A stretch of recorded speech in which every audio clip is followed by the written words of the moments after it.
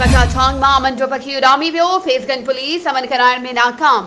कटाछांग लग प्राइमरी उस्ताद अख्तर जे घर में लखें रुपयनि की चोरी, फेसगंज पुलिस खामोश ऐं तमाशाई भरियल। इन हवाले से अधिक तफ़सील ॾेई रहियो आहे फेसगंज में CN न्यूज़ जो रिपोर्टर शाहिद चांग। जी शाहिद, छा तफ़सील आहिनि? जी बिल्कुल, मां तव्हांखे ॿुधाईंदो हलां। ख़बर मूजिब पक्का चांग नेशनल हाईवे भरिसां रिटायर प्राइमरी उस्ताद अख्तर हुसैन चांग जे घर में राति देर सां नामालूम 4 चोर घर में दाख़िल थी पेतियूं ऐं अलमारियूं टोड़े सोना ज़ेवर, रोक रक़म, लखें रुपया, कपड़ा लटा ऐं ॿियो सामान चोरी करे फ़रार थी विया। फैज़गंज पुलिस हींअर ताईं कख भञी ॿीणो न कयो।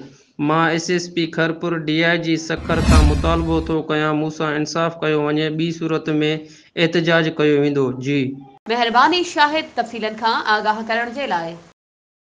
वधीक ख़बरुनि ऐं अपडेट्स जे लाइ असांजे चैनल खे सब्सक्राइब कयो ऐं हाँ, बेल आइकन खे प्रेस करण न विसारिजो त जीअं असांजी हर नई अचण वारी वीडियो तव्हां ताईं पहुची